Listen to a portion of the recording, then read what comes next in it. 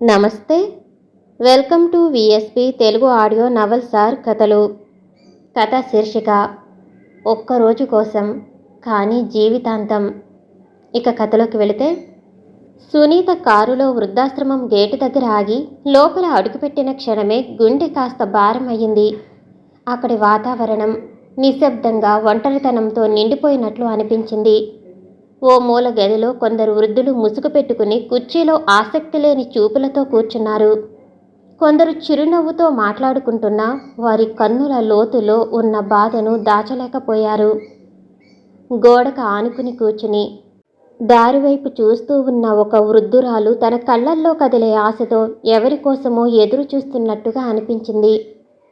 వేరొక వృద్ధుడు కొంచెం అల్పాహారం కోసం క్యూలో నిలబడి తన వంతు కోసం నిరీక్షిస్తున్నాడు. ఆయన చేతులు కొద్దిగా వణికిపోతుండటం, కళ్ళల్లో నిరీక్షణతో కూడిన వెలితి సునీత హృదయాన్ని కదిలించింది. ఈ దృశ్యాలన్నీ ఆమెను తీవ్ర ఆలోచనలో ముంచేశాయి. ఇంతమంది జీవితాంతం పిల్లల కోసం శ్రమించి చివరికి ఒంటరితనంలో మగ్గిపోవటం ఎంత విచారకరం.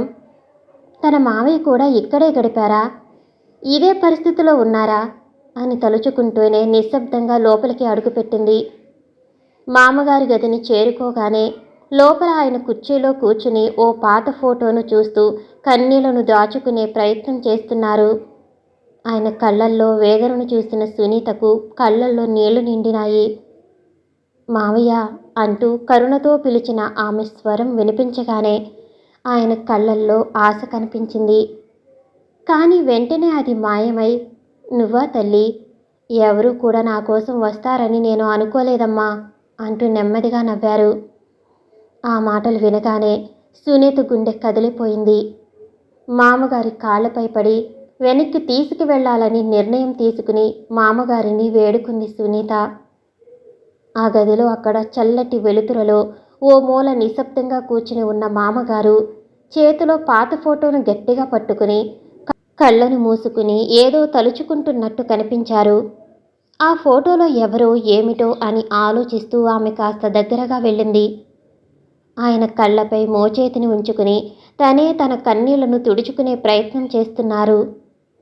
తన భార్య, తన కొడుకు, కోడలని గుర్తు చేసుకుంటూ ఓపికగా ఊపిరి పీల్చుకున్నా ఆ బాధను మాటల్లో చెప్పలేని వేదన ఆయన చూపుల్లో కనిపించింది. సునీత గుండె తరుక్కుపోయింది.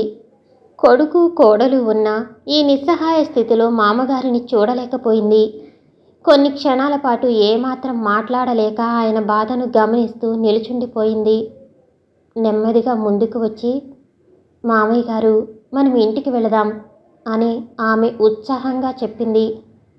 ఆ మాటల్ని విన్న మామయ్య గారు కాస్త స్నేహపూర్వకంగా చిరునవ్వు నవ్వి ఫోటోని చేతిలో తిప్పుతూనే, ఎవరికీ నేను అక్కర్లేదు, మరి ఎందుకమ్మా నన్ను తీసుకెళ్లేది అని ప్రశ్నించారు. ఆ మాటల వెనుక గల బాధ, ఏకాంతం, నిరాశ అన్నీ కలిసిన భావన ఆమెను కుదిపేశాయి. ఓపిక కోల్పోయిన తండ్రికి కనీసం ప్రేమ చూపించలేకపోయామా? ఇంతకాలం మామయ్య ఇలా ఉండిపోతారని ఊహించలేదా అనుకుంటూ ఆమె కళ్ళల్లోనూ నీరు తిరిగింది. మామగారి మాటలు సునీత మనసును తీవ్రంగా తాకాయి. ఓపిక కోల్పోయిన తండ్రి కంటే సమాజం ఏమంటుందో అని భయపడే పిల్లలు ఎక్కువవుతున్నారన్న అనుభూతి ఆమెను మౌనంగా చేసింది. ఎంతకాలం ఆ మౌనం? ఎంతకాలం ఈ తప్పిదం? కళ్ళల్లో నీరు తిరుగుతూ ఆలోచనలతో గందరగోళం చెందుతూ ఆమె మామగారి ఎదుట మోకాళ్లపై కూర్చుంది.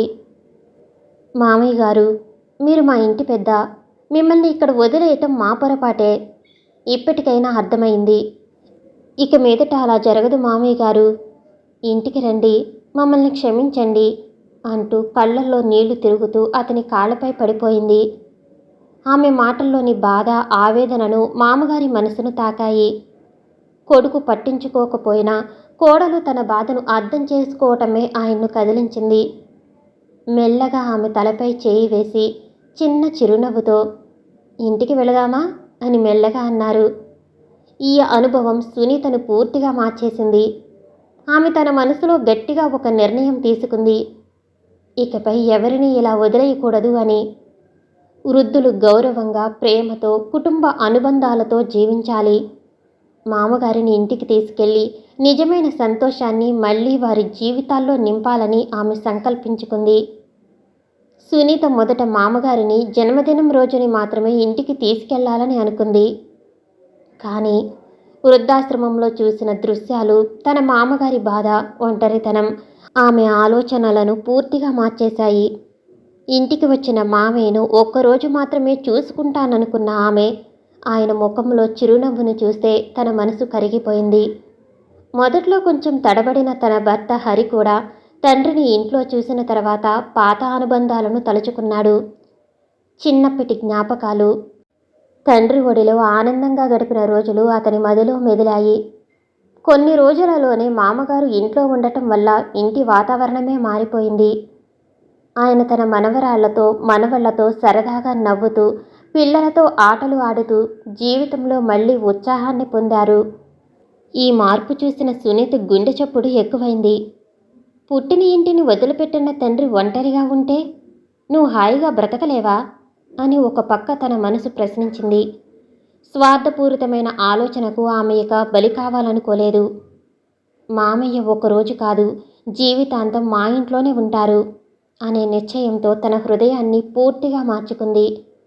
ఇక మీదట ఆయన ఒక్కరూ కాదని, తను ఉంటుందని, అతని చివరి రోజులలో ఆనందాన్ని నింపాలని నిర్ణయించుకుంది. ఆమె నిర్ణయం వల్ల ఆ ఇంట్లో ఒక వృద్ధుడి ఒంటరితనం మాత్రమే కాదు, కుటుంబ అనుబంధాల విలువ కూడా బలపడింది. సమాప్తం. ఈ కథ మీకు నచ్చినట్లయితే మరిన్ని కథల కోసం షేర్ చేసి, లైక్ చేసి, సబ్స్క్రైబ్ చేసుకోండి. Thank you for watching.